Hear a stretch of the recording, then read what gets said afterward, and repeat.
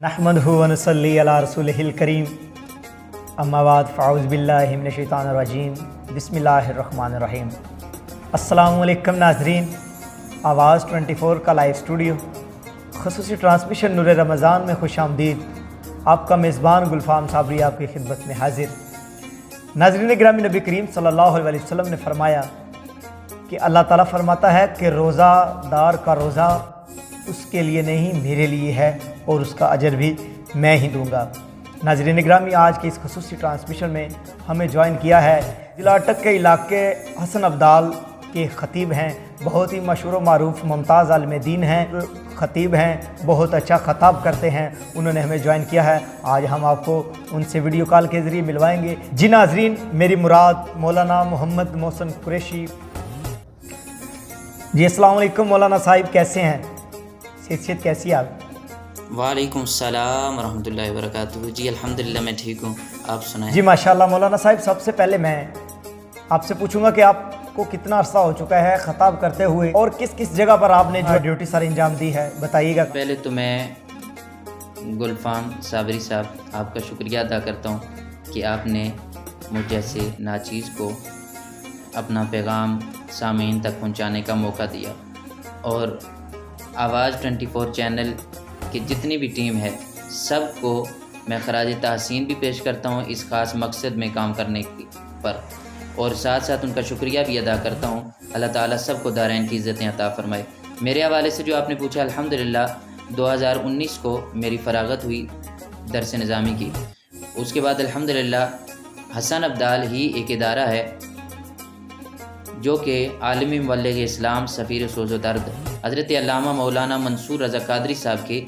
ज़ेर निगरानी ज़ेर सरपरस्ती चल रहा है। अल्हम्दुलिल्लाह उस इदारे में दरस निज़ामी पढ़ाने की सादत भी 2 साल से अल्हम्दुलिल्लाह हासिल है, पढ़ा रहा हूँ, और साथ साथ उसी इदारे में ही नायब नाज़िम होने की हैसियत से जो ड्यूटी है वो भी अल्हम्दुलिल्लाह सर अंजाम देने की कोशिश कर रहा हूँ। और उसी इदारे के ज़ेर एहतमाम एक मस्जिद है, वहाँ पे इमामत खिताबत के फ़राइज़ सर अंजाम दे रहा हूँ। तो मज़ीद आपसे दुआओं की भी दरख्वास्त है कि आप मेरे लिए दुआ भी फरमाएँ कि अल्लाह ताला मज़ीद इस्तिकामत के साथ और इखलास के साथ दीन का काम करने की तौफ़ीक़ अता फरमाए। जी माशाल्लाह कारी साहब, हमारी दुआ है कि अल्लाह ताला इसी तरह आपको मज़ीद कामयाबियाँ अता फ़रमाए, और हमारी दुआ है कि आवाम को आप इसी तरह अल्लाह ताला के दीन का सबक देते रहें।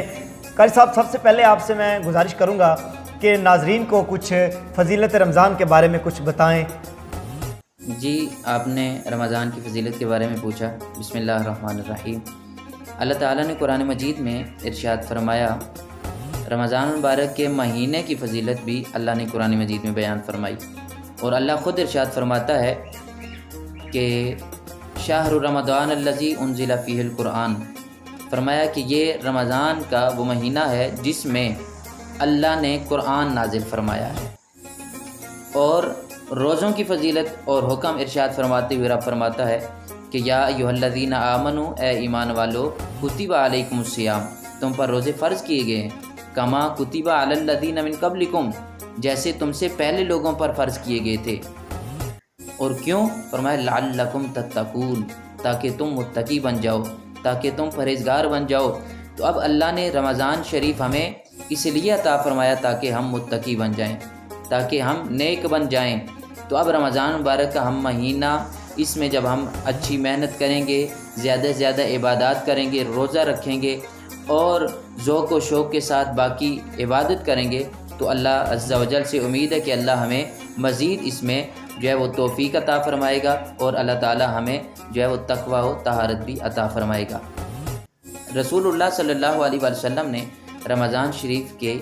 आमद के बारे में ये फ़रमाया कि इसकी आमद जब होती है तो अल्लाह कितना मेहरबान होता है। फ़रमाया कि इदा दखल रमज़ानु फुतिहत अबवाबुस्समा, फ़रमाया कि जब रमज़ान शरीफ आता है तो अल्लाह आसमान के दरवाज़े खोल देता है। वफ़ी रिवायतिन फुतिहत अबवाबुल जन्ना, एक और रिवायत में यह है कि अल्लाह जन्नत के दरवाज़े खोल देता है।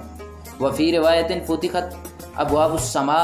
फ़रमाया कि अल्लाह आसमान के दरवाज़े खोल देता है। अब देखें कि अल्लाह फरमाता है, रसूलुल्लाह सल्लल्लाहु अलैहि वसल्लम ने फरमाया कि अल्लाह रहमत के दरवाज़े खोल देता है, अल्लाह अज़्ज़ा वजल आसमान के दरवाज़े खोल देता है, जन्नत के दरवाज़े खोल देता है। तो यहाँ पे उलमा ने ये लिखा है कि जन्नत के दरवाज़े को खोलने से मुराद ये है کہ اللہ جنت کے دروازے کھولتا ہے اور بندے کے لیے جنتیوں والے یعنی کام کرنا آسان فرما دیتا ہے، اور فرمایا کہ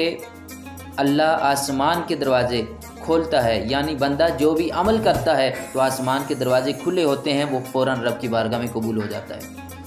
اور اللہ عز و جل کی رحمتیں ہر وقت چھما چھم اس مہینے میں برستی رہتی ہیں۔ اور رسول اللہ صلی اللہ علیہ وسلم نے ارشاد فرمایا وَغُلِّقَتْ أَبْوَابُ جَهَنَّمَ، فرمایا اللہ جہنم کے دروازے بند فرما دیتا ہے،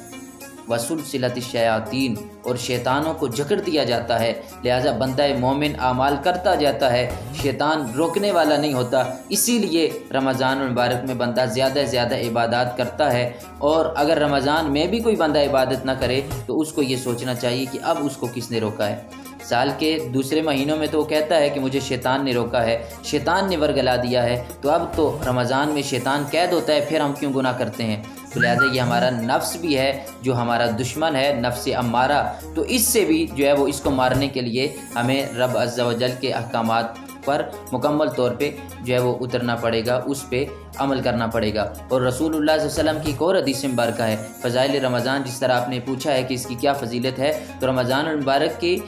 فضائل میں سے ایک یہ بھی ہے جو روزہ اس میں رکھتے ہیں، روزہ داروں کی فضیلت یہ بھی ہے کہ رسول اللہ صلی اللہ علیہ وآلہ وسلم نے ارشاد فرمایا فی الجنۃ ثمانیۃ ابواب، حضرت سعد بن سعد فرماتے ہیں کہ رسول اللہ صلی اللہ علیہ وسلم نے فرمایا کہ جنت کے 8 دروازے ہیں، منہا باب یسمى الریان، ان 8 دروازوں میں سے ایک دروازہ وہ ہے جس کا نام ریان ہے، اور فرمایا لا يدخلہ الا الصائمون، فرمایا وہ جو ریان دروازہ ہے اس میں سے سوائے روزہ داروں کے اور کوئی بھی داخل نہیں ہوگا۔ تو اب دیکھیں کہ روزہ دار کو اللہ کتنا پروٹوکول دیتا ہے، اللہ اس کو کتنی اہمیت دیتا ہے کہ اس کے لیے علیحدہ اللہ نے جنت کا ایک دروازہ بنا رکھا ہے جہاں سے یہ روزہ دار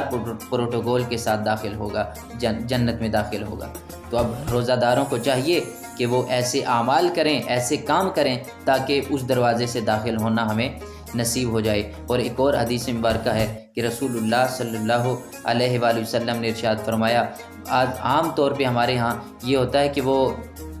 روزہ نہیں رکھتے، ہم کہتے ہیں شاید ہم بیمار ہو جائیں گے یا اور کوئی معاملہ، تو یہ یاد رکھیں روزہ رکھنے سے بندہ بیمار بھی نہیں ہوتا، بلکہ رسول اللہ صلی اللہ علیہ وسلم کی حدیث ہے، حضور نے فرمایا تصوموا تصحوا، فرمایا تم روزہ رکھو اللہ تمہیں صحت عطا فرمائے گا، روزہ رکھو صحت پا جاؤ گے۔ تو اب روزہ رکھنے سے صحت ملتی ہے، بندہ بیمار نہیں ہوتا، تو لہٰذا ہمیں جو ہے وہ بڑے اہتمام کے ساتھ اس رمضان شریف کے روزے رکھنے چاہیے، اس لیے کہ اللہ عز و جل کی رحمت جو ہے وہ ہر وقت بندے کی جو ہے وہ توبہ اور بندے کے اچھے اعمال کی طلب جو ہے وہ میں ہوتی ہے، جو ہی بندہ کوئی اعمال کرتا ہے اللہ کی رحمت اس پہ برستی ہے، اور پھر روزہ دار تو اتنا خوش نصیب ہے کہ ہر وقت اللہ عز و جل کی رحمت اس پہ برستی رہتی ہے، اس کے نامہ اعمال اور اس کا جو ہے وہ ہر عمل جو ہے وہ نیکیوں میں لکھا جاتا ہے، یہاں تک کہ وہ افطاری کرتا ہے، اس کا افطار کرنا بھی ثواب، اس کا سحری کرنا بھی ثواب، یعنی کھانا بھی عبادت، اس کا پینا بھی عبادت، اس کا سونا بھی عبادت ہے۔ لہذا روزہ دار روزہ رکھ کے سو بھی جائے اللہ اس کو بھی عبادت کا ثواب عطا فرماتا ہے۔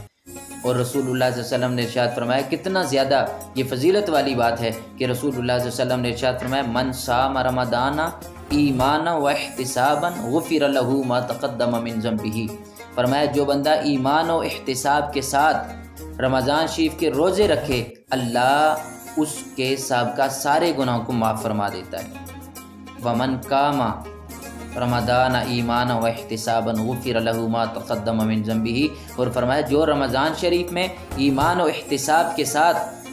فرمایا کہ اس کے قیام رات کو قیام کرے، یعنی نماز تراویح ادا کرے، تو غفر له ما تقدم من ذنبه، اللہ اس بندے کے بھی سابقہ سارے گناہوں کو معاف فرما دے گا۔ ومن قام لیلۃ القدر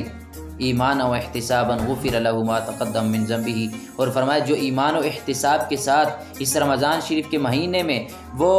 لیلۃ القدر کی رات کو قیام کرے، اللہ اس کے بھی سابقہ سارے گناہوں کو معاف فرما دیتا ہے۔ تو اللہ اتنی زیادہ مہربانی فرماتا ہے، اتنا زیادہ مہربان ہوتا ہے، بلکہ یہ روایات میں آتا ہے کہ رمضان شریف کے ہر افطاری کے وقت، ہر دن افطاری کے وقت فرمایا کہ اللہ عز و جل 10 لاکھ لوگوں کی مغفرت فرماتا ہے، اور فرمایا کہ جب جمعے کا دن آتا ہے تو جمعے کی ہر گھڑی میں اللہ تعالیٰ 10 لاکھ لوگوں کی مغفرت فرماتا ہے۔ تو جب اتنی مغفرت والا بخشش والا مہینہ ہے تو ہمیں نیک اعمال کر کے اپنی بخشش کروانے کی کوشش کرنی چاہیے، اس لیے کہ خوش نصیب ہیں وہ جو اس میں عبادت کر کے اللہ کو راضی کرتے ہیں اور اپنی بخشش کروانے کی کوشش کرتے ہیں اور اللہ سے امید رکھتے ہیں، اور اللہ تعالیٰ مہربانی فرماتے ہیں ان کی بخشش کر دیتا ہے۔ تو وہ خوش نصیب ہیں جو رمضان شریف میں عبادت کر کے اپنی بخشش کروائیں۔ جی ماشاءاللہ، بہت خوب قاری صاحب۔ اچھا قاری صاحب، آپ کی موجودگی کا فائدہ اٹھاتے ہوئے میرے پاس کچھ سوالات ہیں عوام کے، میں چاہتا ہوں کہ آپ کی گوش گزار کروں، جن میں سے پہلا سوال یہ ہے کہ آپ ہمیں یہ بتائیں کہ جب سحری کی اذان ہو رہی ہوتی ہے، صبح فجر کی اذان ہو رہی ہوتی ہے، تو ہم کچھ لوگ ایسا کرتے ہیں کہ سوچتے ہیں ابھی اذان ہو رہی ہے، ہم کھانا کھاتے رہتے ہیں کہ اذان کے اندر اندر ہم اپنا جو ہے نا روزہ کمپلیٹ کر لیں۔ آپ ہمیں یہ بتائیں کہ کیا اذان کے وقت کھانا کھانے سے سحری ہو جاتی ہے، مطلب ہمارا روزہ ہوتا ہے یا نہیں ہوتا؟ اگر نہیں ہوتا تو کس وقت تک ہمیں جو ہے نا کھانا کھا کر اپنا جو کمپلیٹ کر لینا چاہیے کھانا؟ صاحب، آپ نے جو سوال کیا بڑا پیارا سوال ہے کہ روزہ جو بند کرنا ہے وہ اذان کے ساتھ بند کرنا ہے یا وقت کے ساتھ بند کرنا ہے۔ اس حوالے سے یاد رکھیں کہ ہمارے ہاں یہ معمول ہوتا ہے کہ وہ اذان کا انتظار کرتے رہتے ہیں، یا بعض اوقات وہ کان لگا کر سنتے ہیں، کہتے ہیں ابھی ہماری مسجد میں نہیں ہوئی، ابھی باہر جو ہے وہ فلاں مسجد میں ہو رہی ہے، تو اپنی مسجد میں پھر اذان ہونے کا انتظار کرتے رہتے ہیں۔ یاد رکھیں کہ یہ اپنے روزوں کو ضائع کرنے والی بات ہے۔ یاد رکھیں کہ اذان جو ہوتی ہے وہ اذان نماز فجر کے لیے ہوتی ہے، نماز فجر کے لیے اذان ہوتی ہے، اور اگر وہ بندہ اذان وقت سے پہلے ہوئی تو پھر اس صورت میں اذان نہیں ہوگی، اور اذان اگر وقت کے ساتھ ہوئی یعنی وقت کے داخل ہونے کے بعد ہوئی تو اس صورت میں اگر اس اذان کے ساتھ روزہ بند کرنے والے کا پھر روزہ نہیں ہوگا، اس لیے کہ اذان جو ہوتی ہے وہ وقت کے داخل ہونے کے بعد ہوتی ہے، اور پھر جو اذان کے ساتھ یا اذان کے درمیان یا اذان کے ختم ہونے تک کھاتے رہتے ہیں ان حضرات کا روزہ نہیں ہوگا۔ لہٰذا روزہ وہ اذان یعنی جو وقت ہے فجر کا وقت وہ داخل ہونے سے پہلے پہلے یعنی سحری کے وقت میں ہے، طلوع صبح صادق سے پہلے پہلے جو وقت ہے وہ سحری کا ہے، اور روزہ اسی میں بند کرنا ہے۔ اور جو اذان ہے یہ طلوع صبح صادق کے بعد ہوتی ہے، تو اب اذان کے ساتھ جو کھائے گا تو لہٰذا اس کا روزہ نہیں ہوگا، طلوع صبح صادق سے پہلے پہلے روزہ بند کرنا ہے۔ اور اس کا آسان طریقہ یہ ہے کہ اپنے پاس جو ہے وہ ٹائم ٹیبل کے حساب سے روزہ رکھیں، اور یہ سحری اور افطاری کا وقت ہر دن بدلتا رہتا ہے، تو جب ہم اپنا جو ہے وہ ٹائم ٹیبل کے ساتھ یہ چلیں گے تو انشاءاللہ یہ ہمارے لیے آسانی بھی ہوگی اور یہ بہتر بھی ہوگا۔ لہٰذا ہر بندے کو یہ چاہیے کہ وہ ٹائم ٹیبل کے ساتھ، یا جہاں پہ ایسا ٹائم ٹیبل کا سسٹم نہیں ہے تو امام حضرات کے لیے وہ ان کو آسانی کے لیے یہ جو مسجد میں سارن وغیرہ کا سلسلہ کرنا چاہیے تاکہ روزوں کے روزے خراب ہونے سے بچ جائیں۔ انشاءاللہ بہت خوب۔ ناظرین، آواز 24 کے لائیو اسٹوڈیو سے خصوصی ٹرانسمیشن میں نور رمضان، آپ کا میزبان گلفام صابری آپ کی خدمت میں حاضر ہے۔ ناظرین، آج ہمارے ساتھ بہت عالم دین موجود ہیں اور ان سے ہم بہت خوبصورت سوال پوچھ رہے ہیں۔ جی قاری صاحب، اس کے بعد میرا سوال ہے کہ جب کوئی روزہ دار بیمار ہو جاتا ہے تو وہ کافی بیمار ہو جاتا ہے اس حد تک کہ اس کے اندر سے جو ہوتا ہے مواد وہ باہر آ جاتا ہے، اس سے یعنی الٹی آ جاتی ہے، تو آپ یہ بتائیں کہ کیا الٹی کے آ جانے سے روزہ ٹوٹ جاتا ہے یا نہیں؟ یہ بتائیے گا۔ کچھ ہے کہ الٹی آنے سے روزہ ٹوٹ جاتا ہے یا نہیں، تو اس حوالے سے یاد رکھیں، سب سے پہلے یہ یاد رکھیں کہ الٹی جو آئی ہے یہ خود آئی ہے یا اس نے جان بوجھ کر کی ہے۔ بعض کا ایسی کیفیات پیدا کی جاتی ہیں جس کی وجہ سے الٹی ہوتی ہے، یعنی خود کی جاتی ہے، اور ایک ہوتی ہے کہ الٹی کا آ جانا۔ اگر الٹی خود آئی ہے تو وہ منہ بر ہو یا تھوڑی ہو، یعنی جتنی بھی الٹی ہو، منہ بر تو منہ بر، بلکہ علماء نے یہ بھی لکھا ہے کہ اگر وہ بالٹی بار ہو تو تب بھی روزہ نہیں ٹوٹے گا اگر وہ خود آئی ہے، جس طرح آپ نے فرمایا سوال میں ذکر کیا بیماری وغیرہ کی وجہ سے، تو ایسی صورت میں روزہ نہیں ٹوٹے گا چاہے وہ منہ بر ہو یا کم ہو۔ اور اگر وہ خود کی ہے تو اس صورت میں یہ دیکھا جائے گا کہ وہ منہ بر ہے یا نہیں ہے۔ اب اگر خود اس نے کیا اور منہ بر ہے تو اس صورت سے روزہ ٹوٹ جائے گا، اور اگر وہ خود کی ہے اور منہ بر نہیں ہے تو روزہ نہیں ٹوٹے گا۔ لیکن اس صورت دونوں صورتوں میں یہ یاد رکھیں کہ منہ بر ہو یا کم ہو، اگر وہ الٹی کرنے کے بعد کچھ ذرات ہوتے ہیں، کچھ جو ہے وہ اس سے جو الٹی کا کچھ جو ہے وہ اعضاء ہوتے ہیں وہ بندے کے منہ میں رہیں اور پھر دوبارہ اس کو اگر نگل جائے بندہ تو نگل جانے کی صورت میں روزہ ٹوٹ جائے گا، وہ منہ بر ہو یا زیادہ ہو۔ یہ خیال کرنا ہے کہ وہ نگلنا دوبارہ نہیں ہے۔ ہاں، جو بلا تکلف یعنی تکلف کے ساتھ بھی جو روکنے سے بھی جو نہ رکے خود اندر چلا جائے تو اس کی معافی ہے، لیکن جو منہ میں رکے رہنے کے بعد یعنی بندہ تھوکنے کی صلاحیت رکھتا ہے بجائے اس کے وہ اتار دیتا ہے تو اس صورت میں روزہ ٹوٹ جائے گا. اگرچہ وہ چنے کے برابر بھی اگر اس نے واپس نکل لیا دوبارہ تو اس صورت میں روزہ ٹوٹ جائے گا. اور عام طور پہ جو الٹی خود آتی ہے یعنی بیماری وغیرہ کی وجہ سے اور وہ اگرچہ منہ بر ہے یا کم ہے اس صورت سے اس سے روزہ نہیں ٹوٹتا. قاری صاحب بہت خوب، بہت اچھا آپ نے جو جواب دیا. اس کے بعد میرا اگلا سوال ہے قاری صاحب کہ آپ یہ بتائیں کہ جو آنکھوں میں سرما ڈالنے سے یا اکثر منہ سے خون آ جاتا ہے، خون آنے سے یا غسل واجب ہو جانے کی صورت میں روزہ ٹوٹ جاتا ہے یا نہیں، یہ بتائیے گا ناظرین کو. یہ جو مختلف آپ نے سوال پوچھے ہیں، سب سے پہلے سوال کا جواب یہ ہے کہ آنکھوں میں اگر قطرے وغیرہ ڈراپ ڈالے جائیں تو اس صورت میں روزہ ٹوٹ جائے گا، اس لیے کہ آنکھوں کا تعلق ڈائریکٹ الگ کے ساتھ ہے اور جب آنکھوں میں کوئی چیز ڈالی جاتی ہے تو وہ پھر الگ سے اتر جاتی ہے. ہاں، سرما لگانے سے نہیں ٹوٹتا، اس لیے کہ روزے کی حالت میں سرما لگانا یہ رسول اللہ صلی اللہ علیہ وسلم کی سنت سے ثابت ہے اور حدیث سے اس کا جواز ملتا ہے کہ جائز ہے، اس سے روزہ نہیں ٹوٹتا. باقی منہ سے اگر خون آ جائے، دانتوں وغیرہ سے خون نکلے، تو اگر وہ خون نکلنے کے بعد اس کا ذائقہ حلق میں محسوس ہوتا ہے تو اس صورت میں آپ کا روزہ ٹوٹ جائے گا. اور اگر یہ ذائقہ حلق میں محسوس نہیں ہوتا یعنی حلق میں نہیں جاتا، اترتا نہیں ہے، بندہ تھوک دیتا ہے تو اس صورت میں روزہ نہیں ٹوٹے گا. لیکن یہ یاد رکھیں اگر یہ خون تھوک پر غالب آ گیا تو اس صورت میں وضو ٹوٹ جائے گا، وضو ٹوٹ جائے گا اگر تھوک پر یہ خون غالب آ گیا. باقی یہ یاد رکھیں کہ احتلام سے یعنی غسل اگر اوپر فرض ہو گیا تو اس صورت میں روزہ نہیں ٹوٹے گا. ہاں، یہ احتیاط ضروری ہے کہ اگر خود فرض کیا اپنے اوپر تو اس صورت میں روزہ ٹوٹ جائے گا.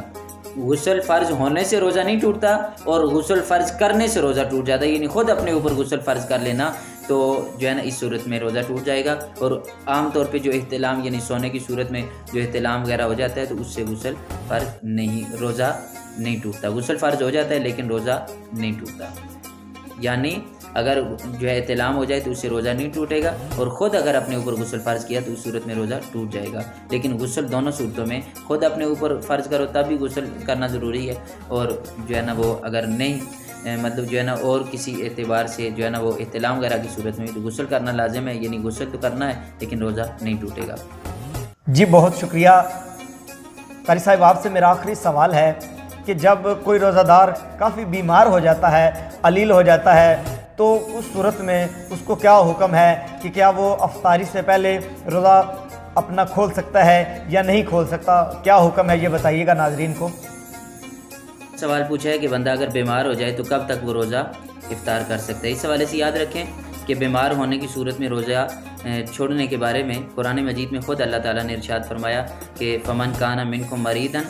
او علی سفر فعدۃ من ایام اخر. فرمایا پس تم میں سے اگر کوئی بیمار ہو یا مسافر ہو تو وہ اور دنوں میں گنتی کے روزے رکھ لے. یعنی وہ اس رمضان شریف میں اگر بندہ اتنا بیمار ہوا، اس کو پتہ ہے کہ اب میں روزہ نہیں رکھ سکتا، یا تجربے سے اس کو پتہ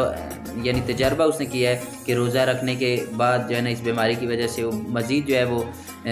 بیمار ہوا ہے، بیماری میں اضافہ ہوا ہے،